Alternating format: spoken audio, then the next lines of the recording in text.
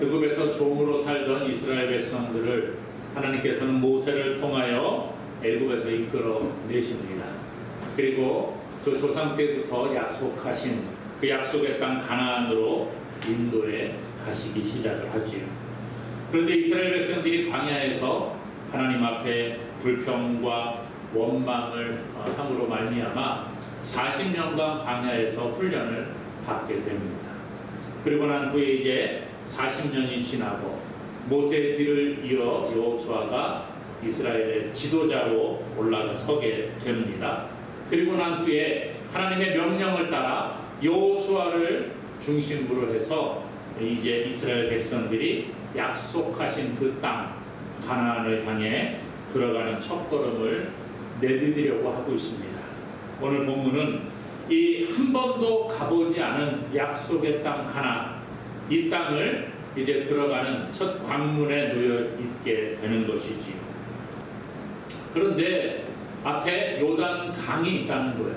이 강을 이스라엘 백성들이 건너가는 것이 아주 중요한 문제였습니다.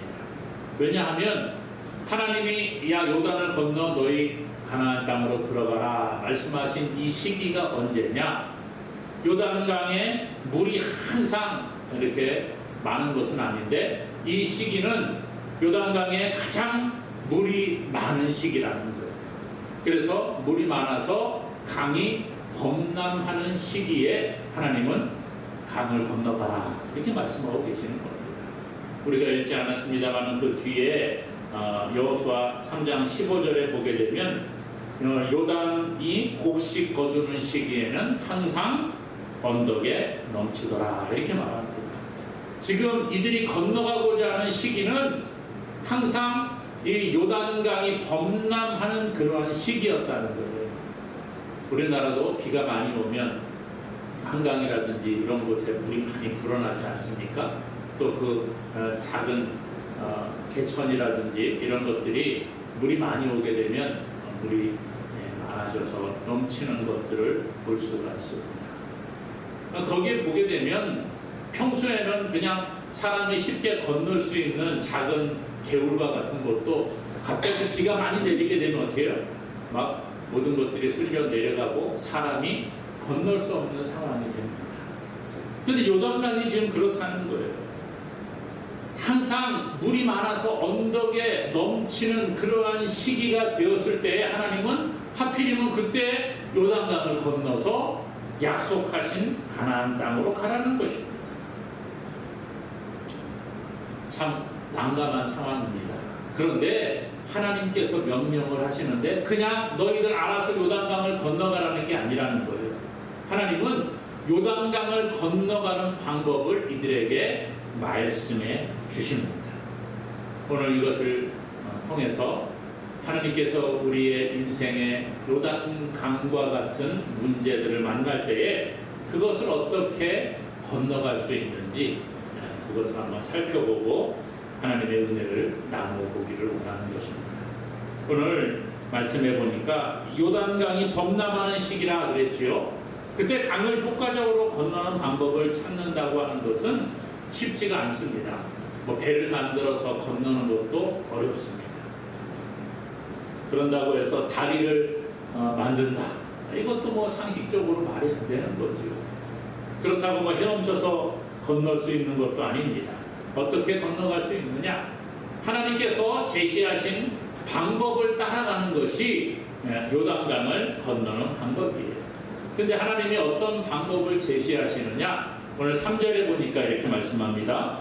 백성에게 명령하여 이르되 너희는 레위 사람 제사장들이 너희 하나님 여호와의 언약궤 매는 것을 보거든 너희가 있는 곳을 떠나 그 뒤를 따르라 그렇게 말하죠.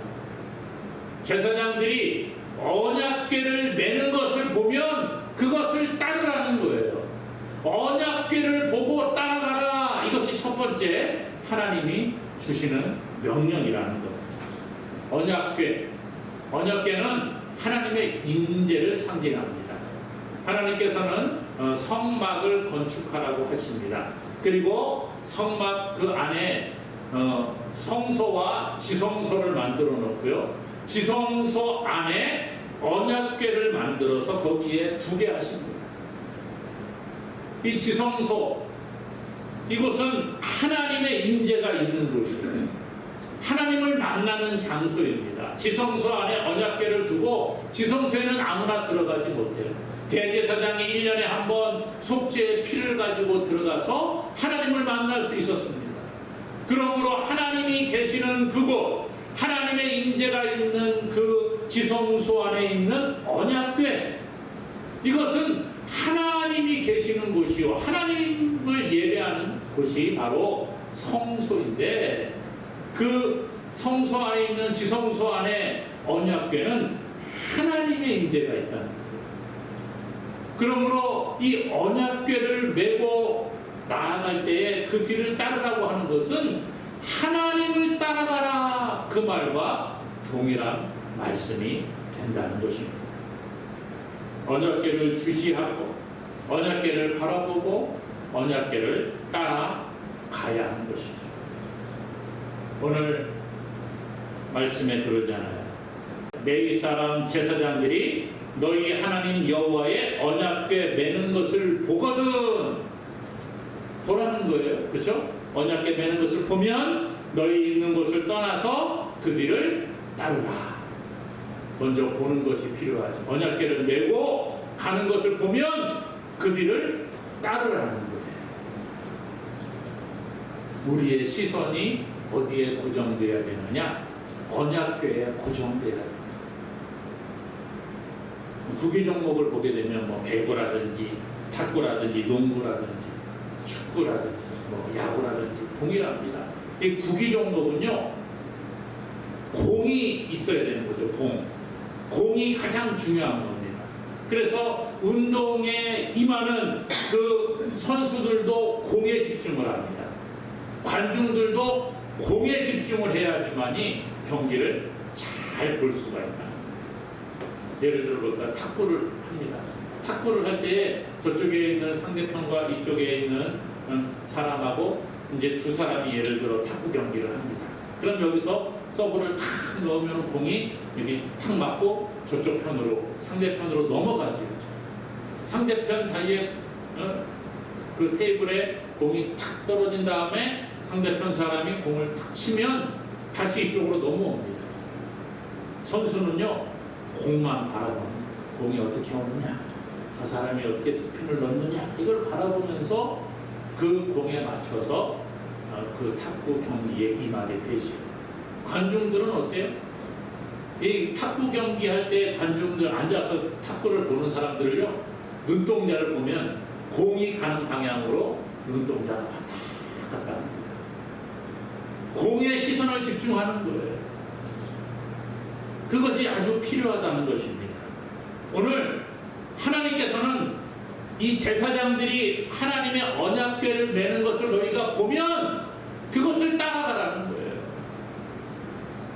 시선을 언약궤에 집중하라는 것입니다. 오늘 우리가 할 일은 뭡니까? 우리의 시선을 하나님께 집중하는 거예요. 우리의 시선이 하나님을 향하여 있어야지만 하나님을 따라갈 수 있는 것입니다. 오늘 그런데 과연 우리의 시선은 어디에 머무르고 있습니까? 저도 말씀을 준비하면서 나의 시선은 과연 어디에 있는가? 우리 가장 시선을 많이 두고 있는 곳이 어디예요? 물질이죠, 물질. 내가 어떻게 해야지 돈을 벌 수 있을까? 내가 어떻게 해야지 조금 더 돈을 모을 수 있을까? 내가 어떻게 해야지 돈을 모아서 노후를 잘 준비할 수 있을까? 세상의 물질에 우리의 시선이 집중되어 있을 때가 너무 많이 있습니다. 어떤 사람은 건강에 시선을 집중하는 분들이 있습니다. 나이 40이 넘고 50이 넘으면 사람들이 모여서 첫 번째 대화가 건강에 대한 대화를 제일 많이 하더라고요. 물론 뭐 돈에 대한 대화도 많이 합니다만은 나이가 들면 들수록 건강에 대한 이야기를 참 많이 합니다. 그래서 뭘 먹어야지 건강하다는 둥, 뭐 어떤 운동을 해야지 건강해진다는 둥, 그런 얘기합니다. 건강에 우리의 시선을 집중하게 되면 그거에 대해서 우리가 생각을 하는 거예요. 내가 어떻게 건강할 수 있을까? 무엇을 먹어야 될까? 내가 어떤 운동을 해야 될까? 출세에 시선을 두는 사람들이 있습니다. 국회의원이 되어보겠다, 내가 대통령이 되어보겠다, 내가 뭐 어떤 자리에 올라가겠다. 이 출세에 시선을 집중하게 되면 거기에 줄을 대고 모든 것을 다 투자하는 것들을 볼 수가 있습니다. 오늘 과연 우리의 시선은 어디에 집중되어 있느냐는 거예요. 무엇을 바라보느냐는 것입니다. 오늘 우리는요, 하나님에게 시선을 집중할 수 있기를 주님의 이름으로 축복합니다. 히브리서 12장 2절에 믿음의 주요 또 온전케 하시는 이인 예수를 바라보자 그랬습니다. 믿음의 주, 우리 믿음의 주인은 예수님이라는 거예요. 우리를 온전하게 하시는 분은 예수 그리스도인 줄로 믿습니다. 그러므로 그분을 바라보아야 하는 거예요. 시선이라는 찬양이 있죠. 내게로부터 눈을 들어 주를 보기 시작할 때 주의 일을 보겠네. 내 작은 마음 돌이키사 하늘의 꿈꾸게 하네. 주님을 볼 때 그 뒤에 후렴이에요. 모든 시선을 주님께 드리고 살아계신 하나님을 느낄 때 내 삶은 주의 역사가 되고 하나님이 일하기 시작하네. 우리의 시선을 주님께 드리고 맡길 때, 거기에 집중할 때 하나님이 일하기 시작한다. 사랑하는 여러분, 주님을 바라본다고 하는 것 결코 쉬운 것은 아닌 것 같습니다. 왜냐하면 오늘 저와 여러분들은 이 땅에 살아가기 때문이라는 거예요. 이 땅에서 우리가 살아가야 되기 때문에 우리의 시선은 자연스럽게 세상에 자꾸 맞춰지는 것 같아요. 세상의 물질에 우리의 시선이 맞춰지고, 세상의 건강에 우리의 시선이 맞춰지고, 어떻게 하면 내가 좀 더 높은 자리에 올라갈까? 거기에 시선이 맞춰집니다. 남과 비교하기를 잘하고, 내가 어떻게 하면 저 사람보다 좀 나은 생활을 할까? 내가 어떻게 하면 좀 저 사람처럼 살아갈 수 있을까? 거기에 우리의 시선이 자꾸 맞춰질 때가 많이 있습니다. 그런데 중요한 것은 뭐예요? 거기에 우리 시선을 딱 고정하면 안 된다. 물론 그런 것들이 우리의 눈에 자꾸 들어오는 것은 당연한 것입니다.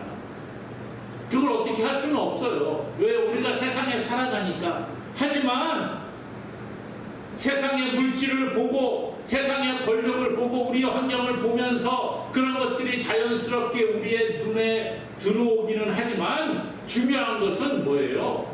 우리가 내 시선을 하나님께 자꾸 맞추려는 노력이 필요하다는 겁니다. 그러기 위해서 우리가 기도하는 거예요.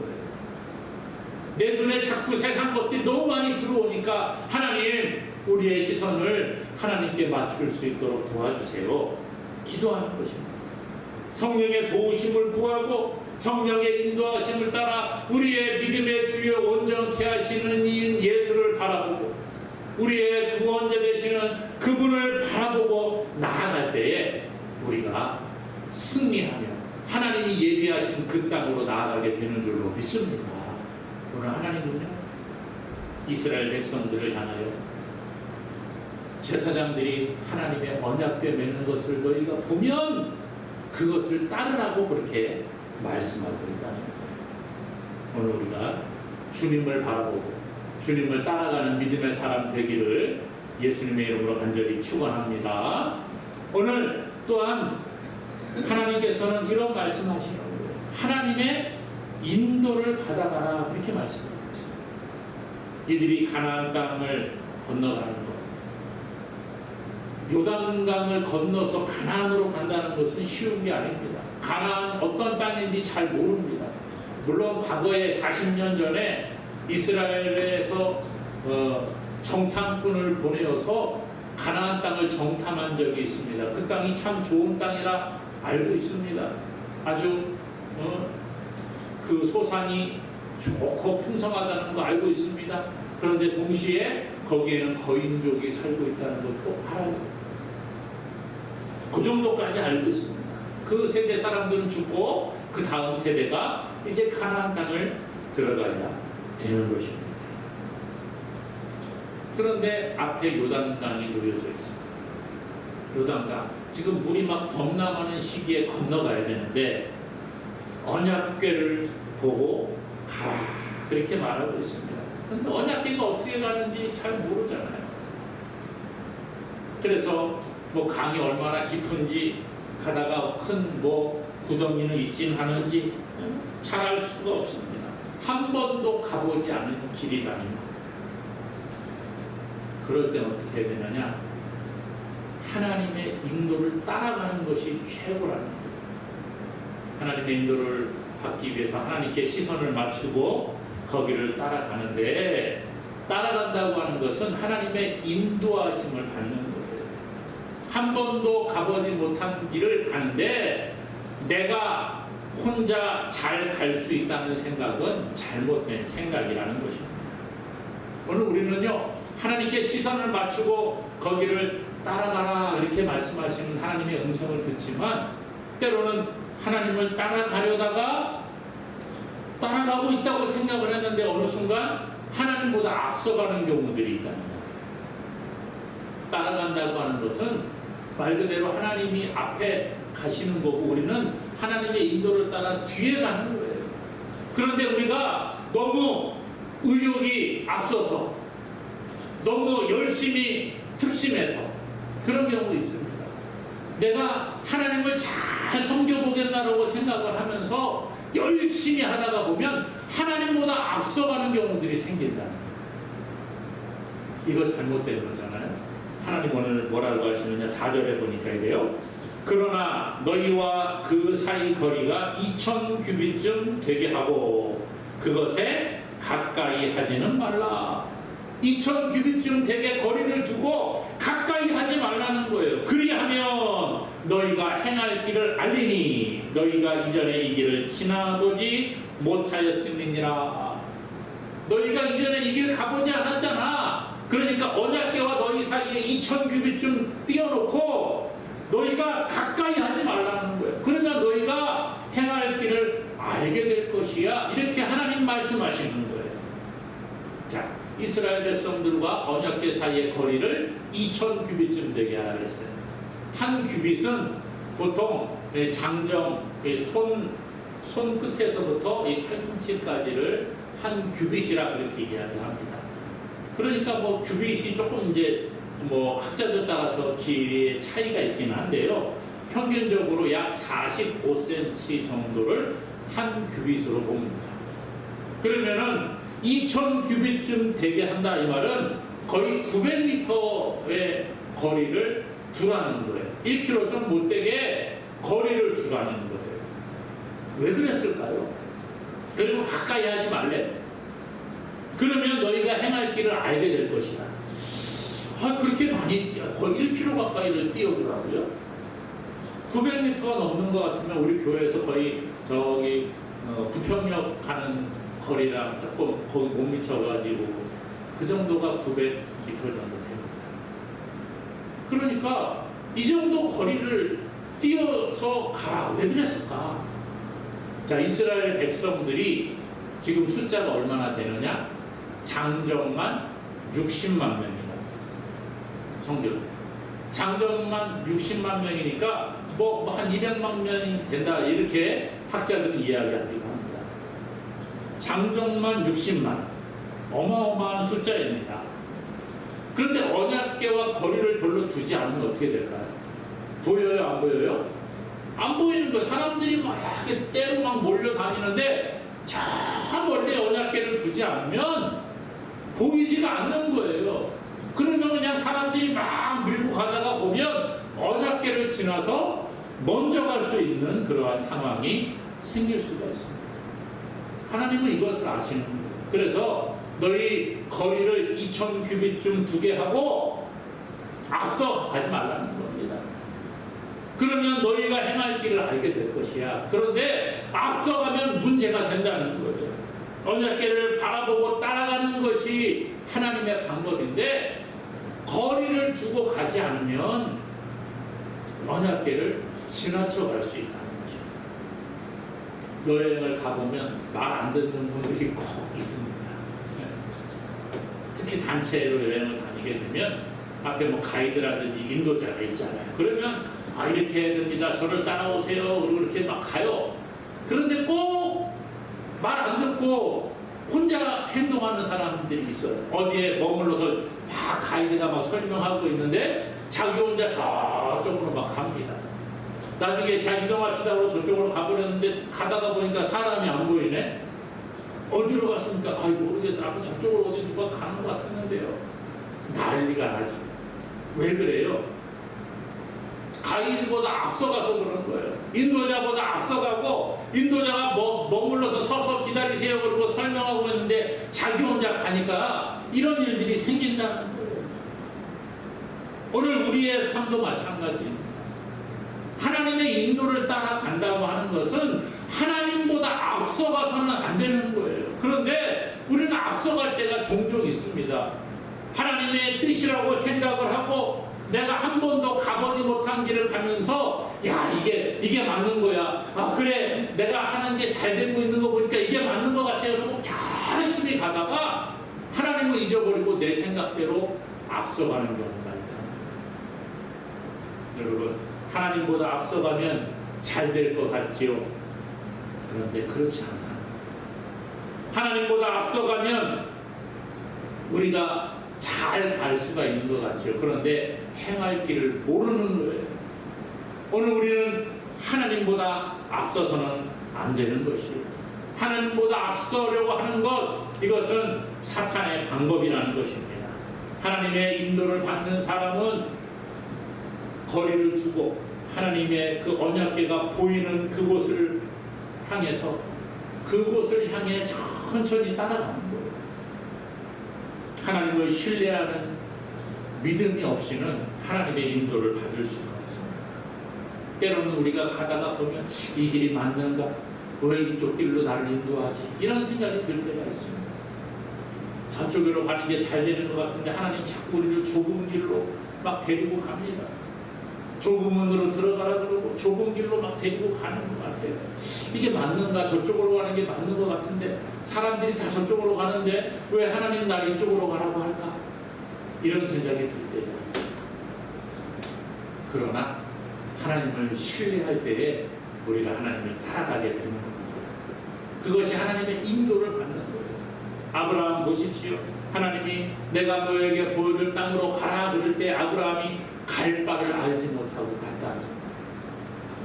히브리서 11장 8절에 이렇게 말합니다. 믿음으로 아브라함은 부르심을 받았을 때 순종하여 장래의 유업을 받을 땅에 나아갈새 갈 바를 알지 못하고 나아갔습니다. 하나님이 가라고 하니까 정말 이 길이 맞는지 잘 모르지만 하나님의 인도를 따라 그냥 가는 거예요. 오늘 우리가 하나님보다 앞서가는 것이 똑똑한 것이 아닙니다.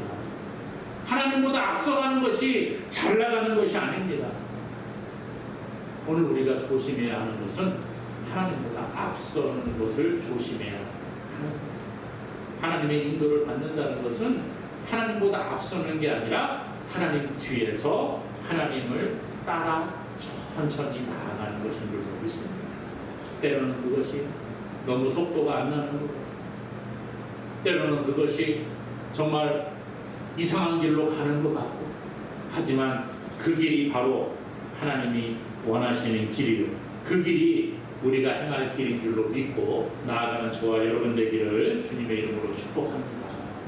오늘 하나님께서는 또 이들에게 말하는데 5절에 보니까요, 여호수아가 또 백성에게 이르되 너희는 자신을 성결하게 하라. 여호와께서 내일 너희에게 너희 가운데 기이한 일들을 행하시리라.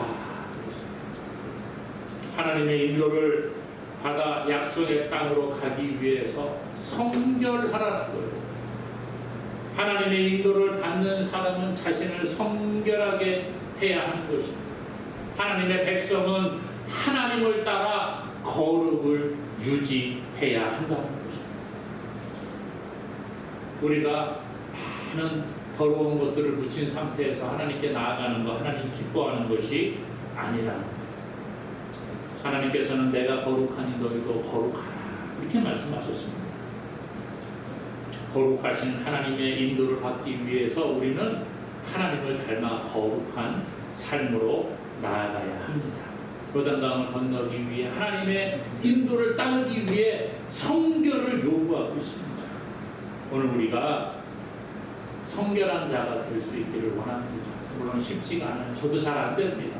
그럼에도 불구하고 하나님은 깨끗한 그릇을 사용하신다. 디모데후서 2장 20절 이하에 보게 되면 이런 얘기합니다.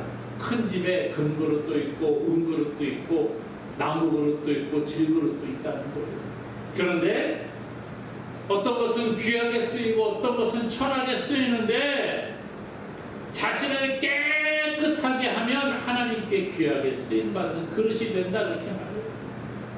금그릇이 깨끗한 그릇이 되면 금그릇이 쓰임을 받고 나무그릇이 깨끗하게 되면 나무그릇이 쓰임 받는다는 거예요. 누가 갑자기 와서 뭘 내야 되는데 막 그릇들이 지저분하면 지저분한 그릇 아무리 예뻐도 안 쓰잖아요. 깨끗한 그릇, 내가 평소에 깨끗하게 닦아놓은 그 그릇을 쓰는 거예요.